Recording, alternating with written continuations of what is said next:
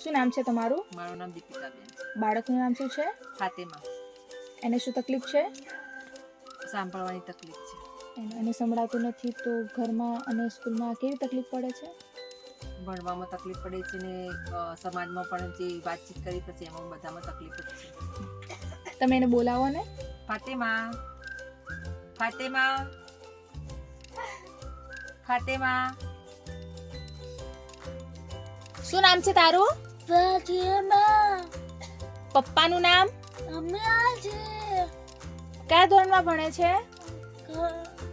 કયા ધોરણમાં? આ બાળકને આ મશીન મળ્યું છે તો કેટલો ફાયદો થશે એવું લાગે છે? 50% જેવો તો ફાયદો છે.